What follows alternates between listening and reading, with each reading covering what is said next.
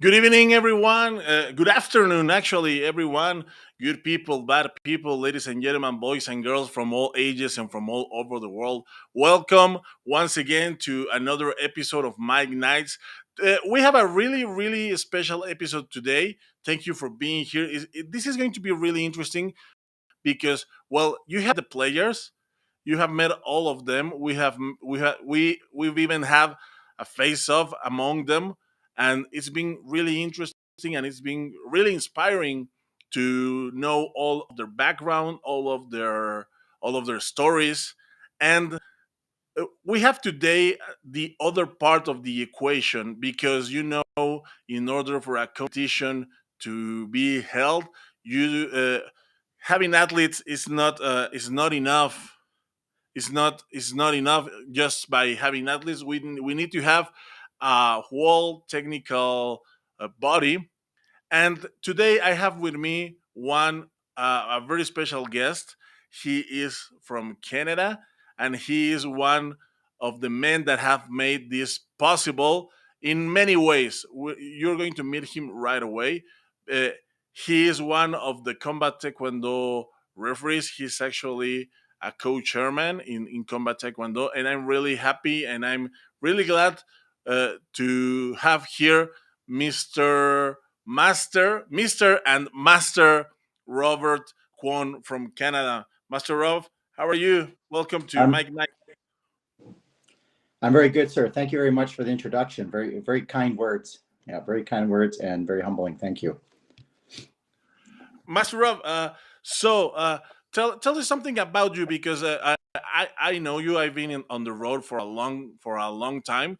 But can you tell us something about you because you are well people must know that you are a WT referee and with a really long road. Also, can you please tell us a bit about you? Yes, well, I reside up here in Canada, central Canada. That is, it's there's snow on the ground right now. I been refereeing with WT for since around 2010, and I've done a lot of opens in South America and Central America and the Patu area, and I got to know see a lot of the fighters. I know there's a lot of talent out there. It's incredible, especially down, like I said, in the South America and so forth. I'm really going to be excited to see what these athletes can showcase with inside the octagon when we move forward to Colombia next month. So So it's in the last few years, I've been following really close the referees, specifically referees processes and the referees how how they um, how they get to be into the different events, how they get to be into Olympic Games and so on. And I've discovered that, and I've also stated that into an article that I wrote a few months ago. That I when I see when I see all the effort that a referee puts into his job, I can say that nobody loves Taekwondo more than referees. That do you agree with that statement? well, I would say I agree with it 100%. You have to love it. You have to love the game because you certainly are, putting sacrificing some of your own time away from your family, away from your home, finance, and so forth. All the referees that you just referred to, they're traveling on their own expenses to all these countries. They're putting in their own time for basically the love of the game and to allow it to continue, right? So it's you have to love it, and you have to be able to afford it, both financially and and just personally in your own time off. So it takes a really a lot of dedication to get to those levels to become an Olympic referee and whatnot. And not everyone's going to get there, of course. I mean, I didn't. I'm not. I wasn't. I never intended to get there. It's a very long and very long and expensive streamline to go to. So a huge commitment, So yes. as we're talking about the love for the sport, for the activity, and the love for refereeing, because you also have to love refereeing. not taekwondo, but the thing that you do, that you perform. How does that love for the sport, for taekwondo, or for the martial arts, and also that love for refereeing, how does that got you here into combat taekwondo? Why did you say yes? Well, I've known Master Shin for quite some time through my referee involvement, and I trust he's has a very good business sense and he knows what he's doing. I looked at this concept and I believe that it has a very it's going to go big. You know, I believe this is what people want to see in Taekwondo. I started Taekwondo in the '80s somewhere, 1980s somewhere, and it was a lot different then. As you can contest, there was people showed up to class and you hit each other, you fought hard, you sparred hard, and then eventually that kind of disappeared over time, where it became less of a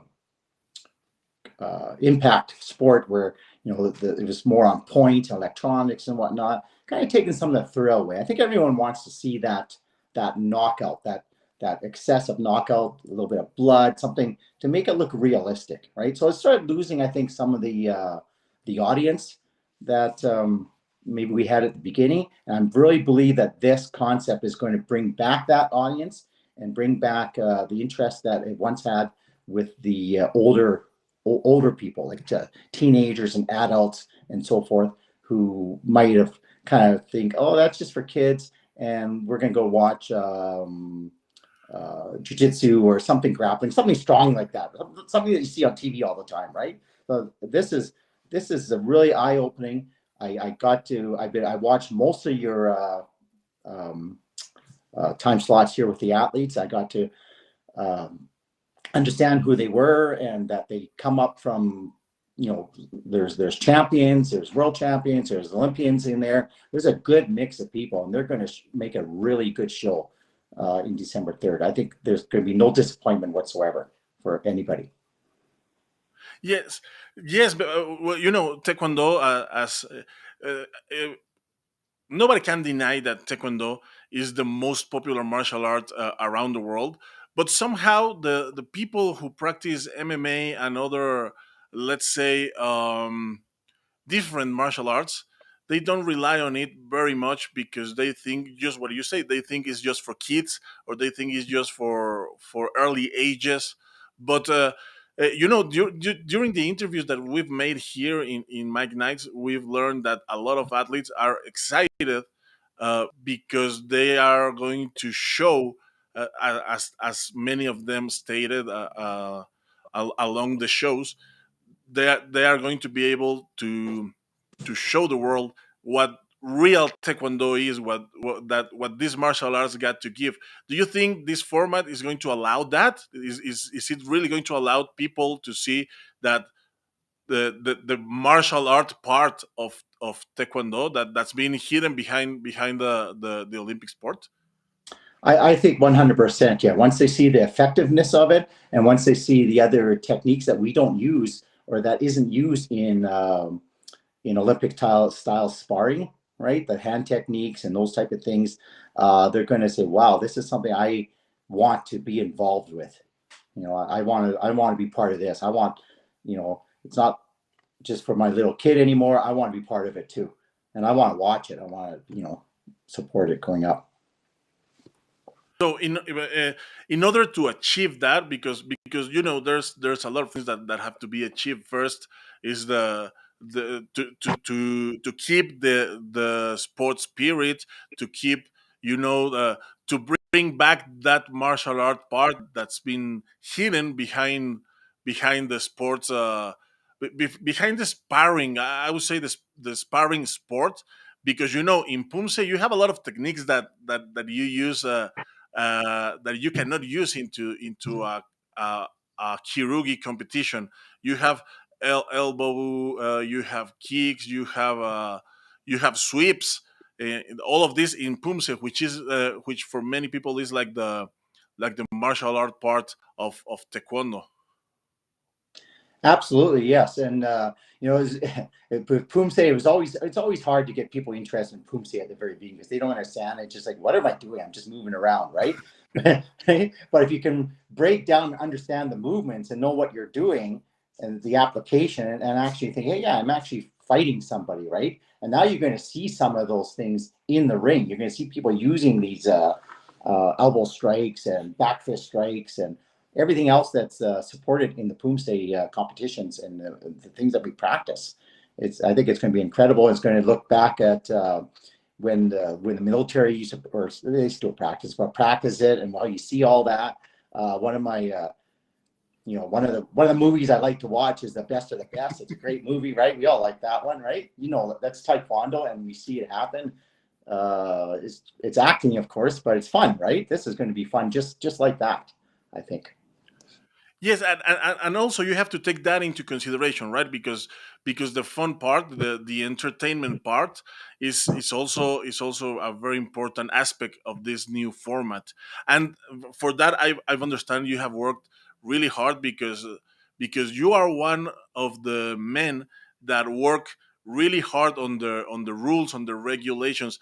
How hard is it to put all of that we've talked about, the martial art, the martial art aspect, the sport, the the fun part, the entertainment part, all in, how do you manage to bring all that together in order to get this new format? How hard is it, and how, what is the methodology that you use? Because I'm really curious about that. Well, I think there's a really good team involved in developing this. It's a great team. We've all worked together to fine tune these rules and make it work to what we believe will be good. And of course, there's always room for changes later on as we move forward and get to understand the fights a little bit more and what works and what doesn't work. So I think it was something that we just were able to do together and make it come together quite nicely. Yes. So I don't, when we were speaking into the athletes, we were saying that a lot of them, and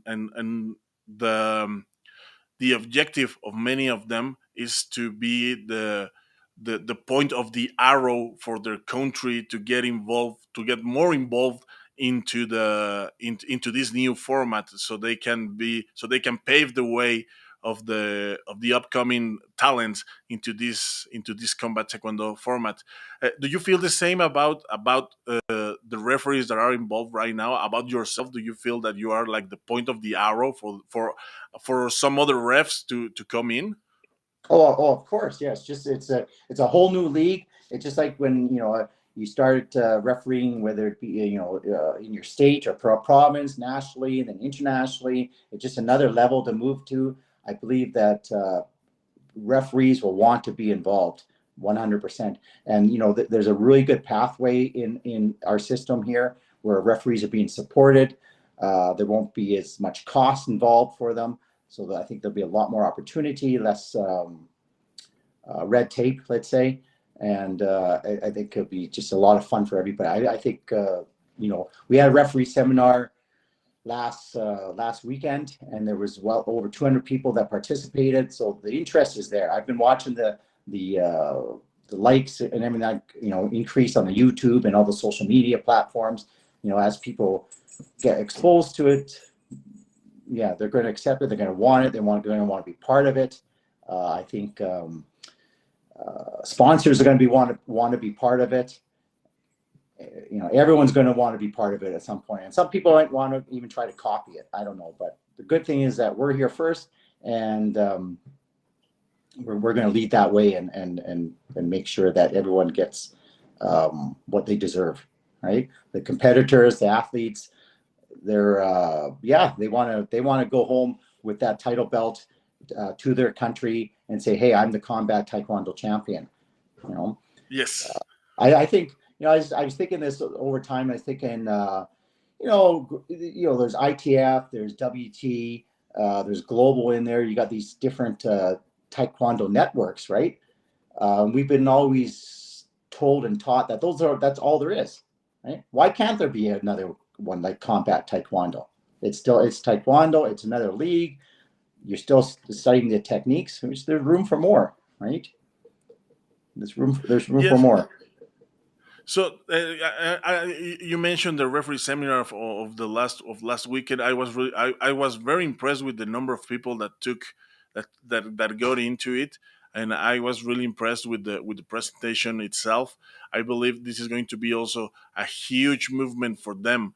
So let's talk about this first, the referee aspect, because you are a referee. You have been you're still a referee. I think that. Uh, Being a referee is much like being a black belt. You never stop being one, you know. So you never said, "I used to be a black belt." No, you say, "I am a black belt." So Yeah, I believe that being a referee is kind of the same. Don't you think? You don't say, "I used to be a referee." No, you said, "I am a referee," because you still are. yeah. That is very good advice, and I do agree with that. Yes, refereeing takes a skill, takes a mindset, and it's like you say, it's a very important part of the game. Without the referees, you don't have the game, right? So I would say, yeah, once a referee, once a black belt, you're always that. It's always in your mind, right? You're always watching it. You're always looking at it, and always happy that you did it before in the past, and or it's still in your mind, still part of you. Yes. That's right. So tell us something about the referees that are going to be this first night. Of course, there's going to be it's going to be you. There's going to be Marcelo Resende, who is actually today into the Olympic circuit Yes. and looking for a place into the Olympic Games. There's also Miss Elba Adams, which is a referee with a lot of experience, and of course, you know, the as many called him, the magician of the events, Mr. Chom Pham. Can you tell us something about that team? Because I believe it's a killer team. Oh, like I said, it's fabulous, a fabulous team. The experience that Marcelo, Alva has, and Master Fam is it's just incredible. I mean, if this doesn't work out with that team, nothing will work out, right? Nothing's going to work out if it, like that's the super. I can't think of the words I'm trying to use, but the dream team. I'd say it's the dream team for Dream sure. team. So let's get into topic. Talking we're talking today. I want you to tell us something about the rules of it. I mean, we're going to be like going deep into the permitted techniques and illegal techniques later on. But I want you to please talk us about the general rules, like in a general sense, because you know many people believe this is going to be like UFC, which is not. I've seen the rules, and it is not. Many people think that it's going to be just like karate combat, which is not. I've seen the rules, and I know it is not. Can you tell? This is something really, really new. This is something really different to anything that's out there. So, can you tell us something about that? Well, yes, it's easy to compare to UFC because that's what everyone sees, right? It's been around a long time, and it's what everyone sees. And the octagon is very is like a trademark, right? I mean, even WT went to the octagon, right? So Yes. we're but I believe the cage and the octagon that we're using for this main event for the professional league is kind of where the UFC stops, right? Because inside the ring, it's not going to be what you see in UFC. You're not going to have all the grappling and the holding and whatnot on the ground. The ground techniques where people are laying there, not very fun to watch, right? Very effective. I'm not taking that away from the people, right? But not very fun to watch when a couple competitors are laying on the mat for a long period of time. So I think in this event, there's going to be a majority of all stand up fighting, all stand up, majority of it, and it's going to be all mostly kicks and taekwondo techniques. So that's the main difference there. The taekwondo kicks, taekwondo techniques, and no ground fighting or very little ground fighting, and we'll explain that maybe in a little bit. Yes, about that. Okay. Also, I have a graphic in here of the which I think is going to be the future of it. So let me show it to the audience. It's part of the presentation of the weekend. We'll this is going. Let's talk about the different leagues, because this is what the future might be leaning into. Different leagues: minor league, major league, professional league. Can you tell us something about these leagues? Like, explain to the audience this, how is this going to work in the future?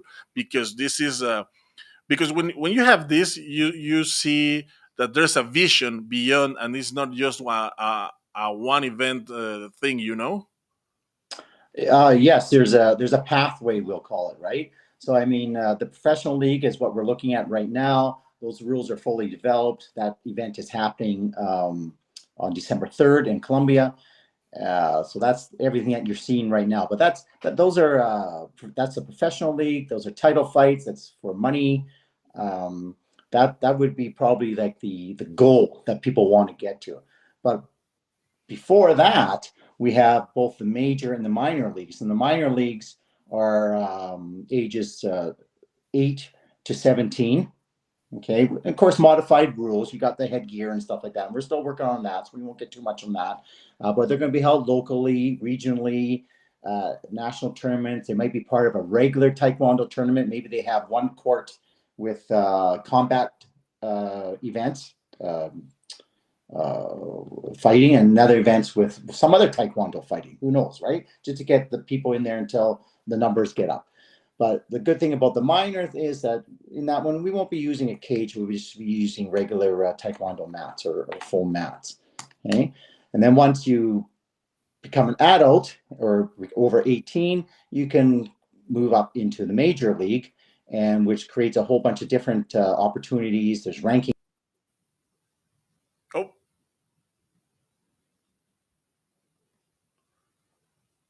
Master Rob, you there? Well, I believe we've lost the connection.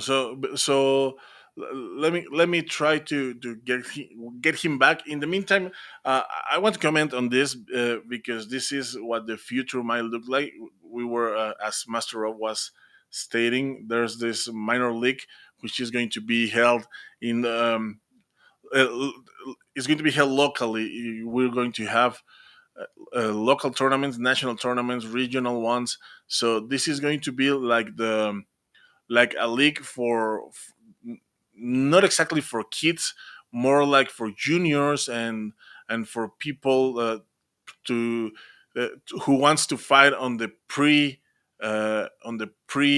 major league. So this is going to be just like for testing. Like, it, there's going to be different rules. They are still working on it.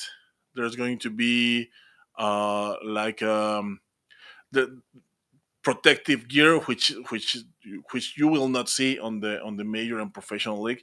So yes, this is what is going to happen in there. And then we'll have the major league, which is what the it's what President Rick said on the.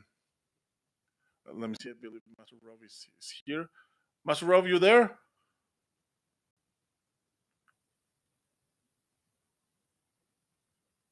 Are you there, Master Rob?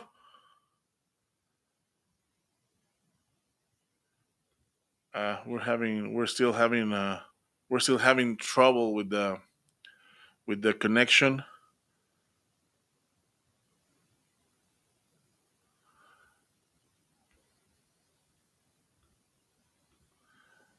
Okay, so I was saying about the major league. This is what President Rick said at the presentation.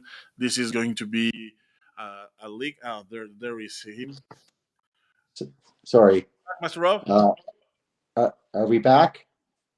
Yes. Hello? Yeah, I don't know. I heard you. I saw you talking, but I don't know how much of that you got from me. I got cut off there.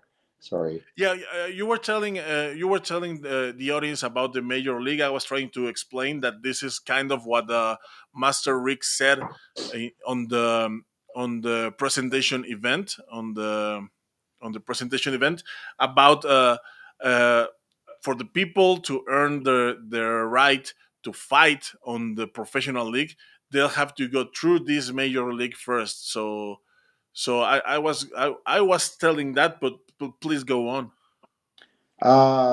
Yeah, I don't know where we got cut off, but I'm just saying, yeah, once you're in the major league, you would get ranking points, and depending on where you fall into those ranking points, you may be invited into the professional league for for the prize money and whatnot. So that's a very exciting thing. It gives that incentive to, hey, you know what?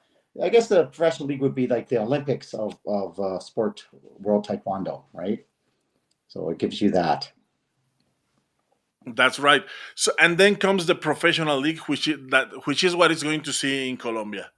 Yes, yeah, and the professional league, like I said, December 3rd in Colombia. That's we have the fighters all selected for that, and I think it's good. Like I said, it's going to be very exciting to watch that, and very good to that we have these other leagues for people to streamline up into the professional league if that's where they want to go.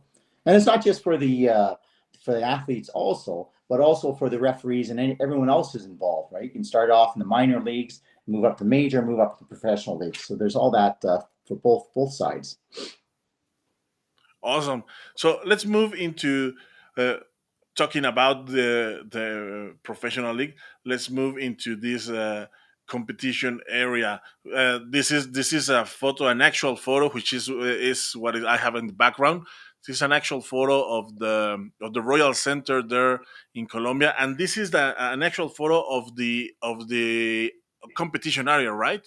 Yes, it is. Yes. So as you can see, the octagon's in there. It's caged. No surprise there. I believe it's 8 meters in diameter.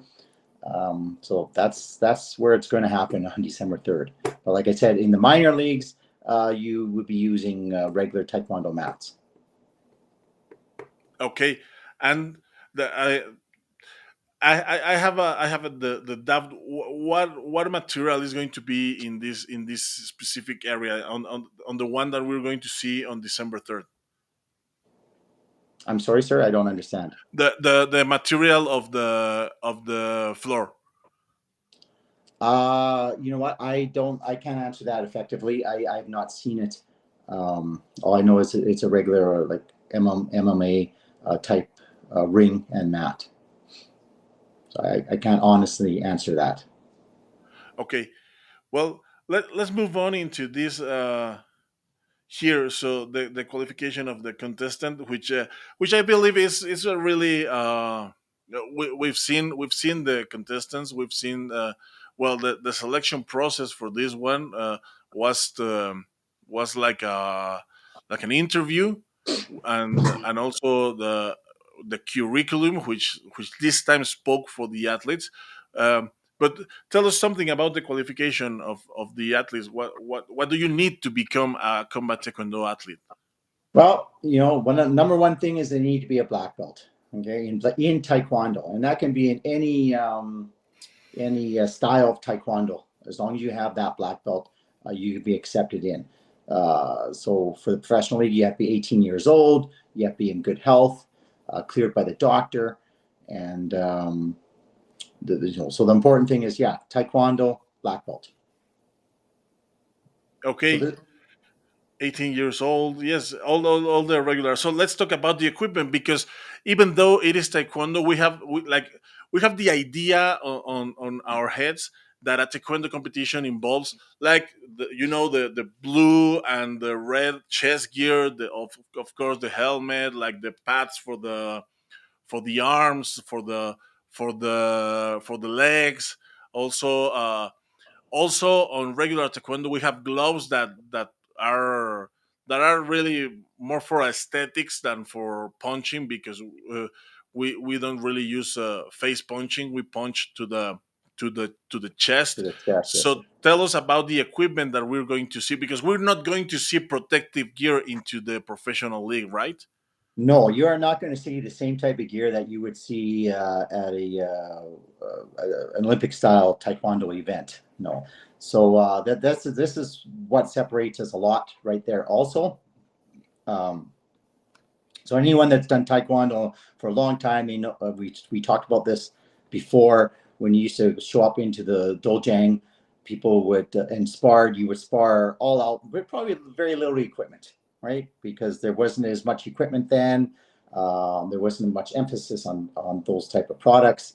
So at the very best, you had a chest guard, a hogel, or maybe you had nothing. You were sparring with nothing on, right? So in this scenario, the competitors in the ring for the professional league, they will not be wearing any chest protectors. The only protection they will be wearing is a groin protector, a mouth guard, some gloves, proper gloves for hitting, yes. And oh, we have them right there. Okay, so if you can see, all this equipment is supplied by the Kombat Taekwondo. So you have the gloves, which are going to be more foam padded type gloves for because people are going to be hitting in the head, and then you got the foot protectors, the groin, the mouth guard, and the chest protector for females. Okay, so in this scenario, all this the mouth guard the athlete will supply, the groin the athlete will supply, and the chest protector the athlete will supply for the females. Okay, so chest guard, and then the Kombat Taekwondo will have a a layer on top of that with the combat logo on it. So there'll be no head. There's no headgear. There's no shins. There's no forearms. There's none of that kind of stuff there. Also, I understand that it's going to be obviously women with the sport bra that we're seeing here, but men they have to be shirtless, right? Absolutely, yes. Shirtless, much you would see at in a UFC type event, shirtless with trousers, shorts. The trousers would it be like could I use like a regular dobok trousers? No, they're shorts. Sorry, Shorts. Okay. shorts. Okay. Yes. Yes, that's good. So yeah. So even though it's taekwondo, I cannot get in with my dobok. You know, like like with my cross dobok. No, it's not. It's not allowed. No, no, sir. No, none of that would be allowed. You have yeah, very little protection in there. Your protection is the referee. Okay. So like great responsibility for referees right now. Like well, like it has always been. You know. Yes, sir. Yeah. So that so okay. Oh, okay. So let's talk about the duration of the match because I'm you know all everyone who came here I'm talking about the athletes the fighters that came here uh, they say that they have no problem with the 5 minute rounds that obviously they are preparing for that they are working with that in mind but for me I think that a 5 minute round is a long round. I mean, it's a long time. It's a long duration fight. I think many athletes are hoping that it doesn't go 5 minutes. I'm hoping. I think they all have the insight that I'm going to finish my opponent before the 5 minutes are up, and then I can rest. I think that's what they're hoping. But yes, 5 minutes is certainly a long time. We talked about that a little bit earlier prior to coming online about how World Taekwondo used to have 3 minute rounds, and that was a long time. This is definitely going to test the endurance on those competitors. Yes. So it's going to be one 5 minute round. And at the end of that 5 minute round, or somewhere in the duration of that 5 minute round, there will be a winner. There won't be a draw or a tie or anything else. There's going to be a winner of some sort. Okay, so right now on the regular taekwondo circuit, we've seen para taekwondo athletes. They Yes. do a 5 minute round, but they have to break up like every coach has a break up like a break time. Will there Yeah. be break times in here? There is no break time. No, there's going to be no break time. I'll just touch briefly about because it's on here. So in case people have questions, you see down here, and we haven't developed this yet. It won't be in Bogota in December, but the team match. So that's going to be a 10 minute round, but there'll be two people involved. Like you'll have a team member with you, but we won't go a lot into that right now because we won't be having that event immediately. Okay, yeah, but there's also the future in there, which I believe is going to be really interesting because, as far as I remember, I've never seen a team fight like simultaneous, uh, No, you. unless it's Smash Brothers. Yeah, no, I think that's what makes it stand out a little bit. I mean, we've seen kind of like that team event in wrestling and stuff like that, right? But that's wrestling, that's different. So yeah, that's going to be really exciting to see how that happens up. So very long Are you time. nervous So about the 5 minutes, Master Rob? Because also for the referee, it's like you have to be there for the whole 5 minutes. I have to be honest. I did have thought about that. Yes, I've been going to the gym more regularly also, and working on that endurance and riding the bicycle and stuff like that, and trying to get that up also. So yeah, 5 minutes um, is long for everybody out there, but I won't be the one, or the referees won't be the ones kicking and Yeah, yeah, exerting ourselves. of course, of course. But you need maybe you need to be like in shape in order to stand into a ring, even though you're a referee. Well, yes.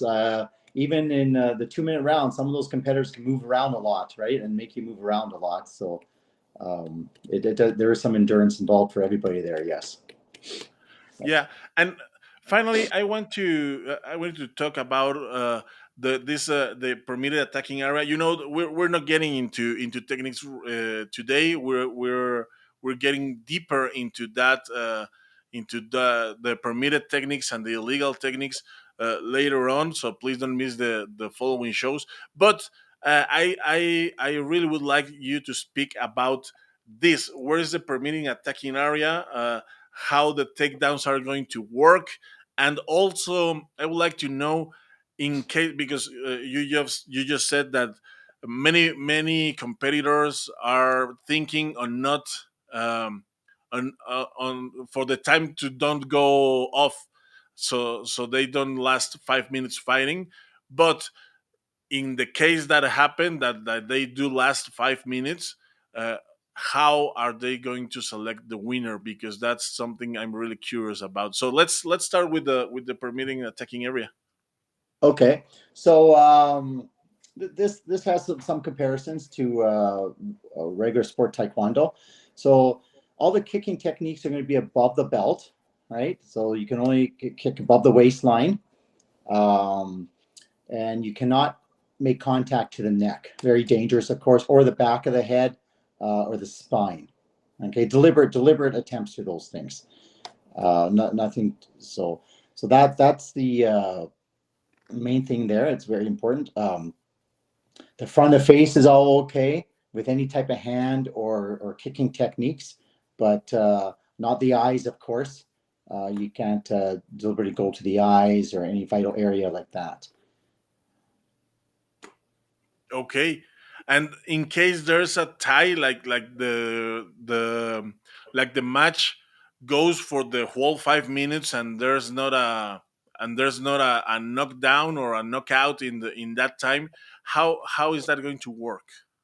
Well, we haven't really talked about, it, but throughout the duration of the match, you're allowed to put your opponent to the ground. Whether you sweep them to the ground, you throw them to the ground, you're allowed to do that.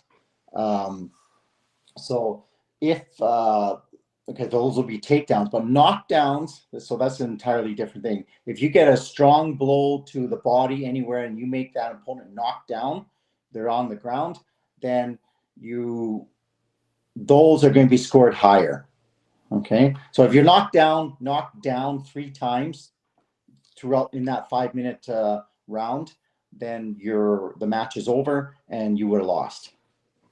Okay, are Not you going to falling count? down. So there's a difference between not falling down and not and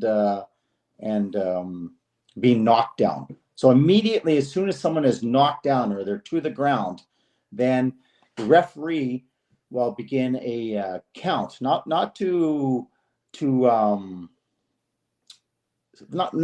for safety, not a count for safety. It's going to be a count that enables the both competitors to still continue fighting. So the person who's on the ground can defend themselves. They can use their hands and they can use their feet to kick at their opponent, who is either standing or kneeling beside them, and is having the opportunity to continue to strike that person while they're on the ground too.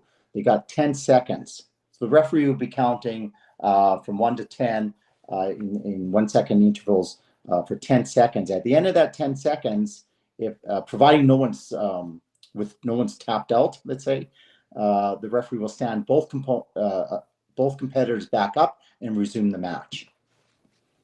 So I guess it's important to say that when you're on the ground, you cannot be straddled. You can't not be held down. If you're fighting still, you have to be just kind of standing beside the opponent, the knockdown opponent hitting them, or kneeling beside them. And you can continue as the person that's attacking the grounded opponent. You're not allowed to kick. There's no kicking. You can only use hand techniques and arm Okay. techniques and so forth. But you can go to the head, you can go to the body, you can do elbow strikes, you can do all those things. But important to know that while you're doing all these techniques, you cannot hold on to the body. There's absolutely no holding whatsoever involved in this type of Taekwondo, unless you're going to be throwing someone from a standing position to the ground.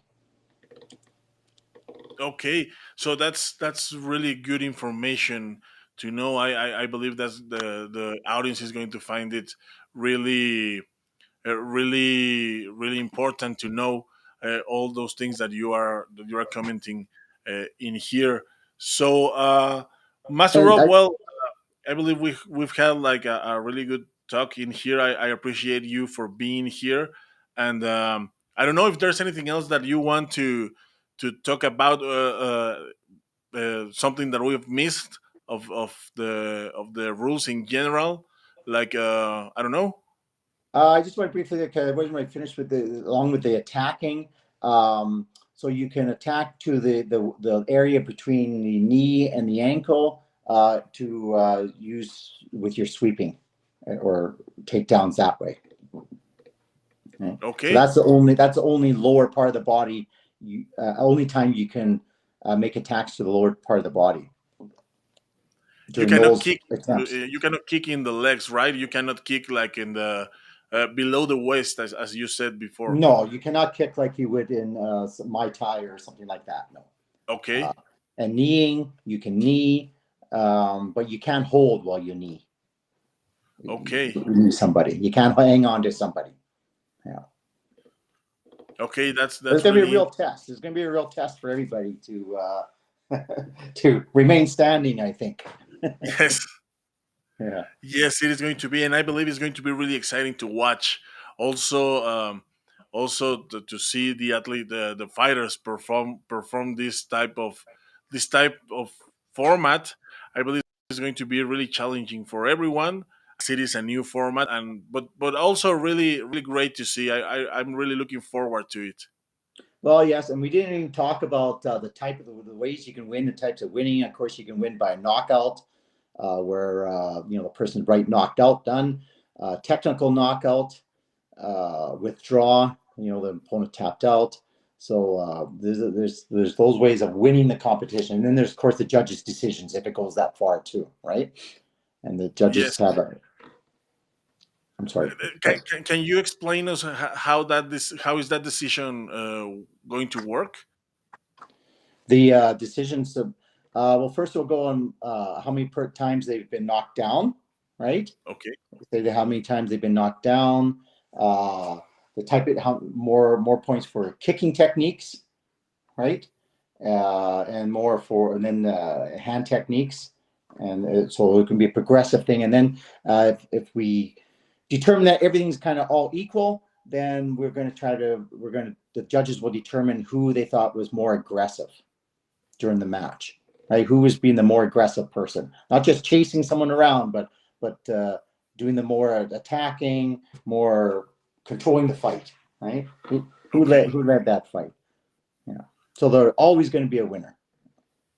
How many judges are that there going to be in the ring? I mean, the central one, and how many are out there? There'll be three judges.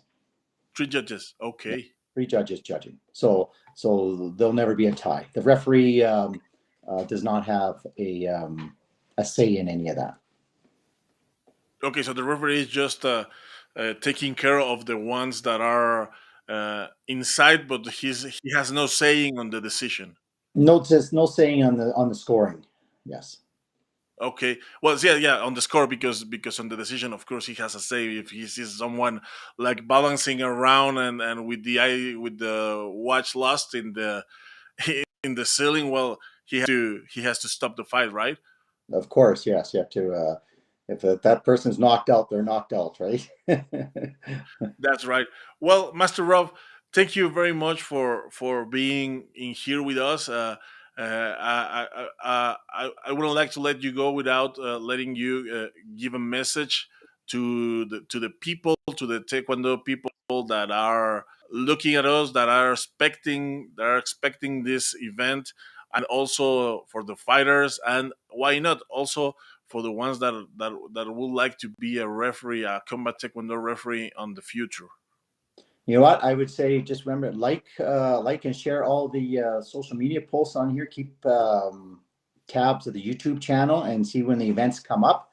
They're going to be happening regularly. The refereeing and education will be happening regularly, and don't hesitate to become involved because you don't want to be that person that 10 years from now is like, oh, I should have done this, right?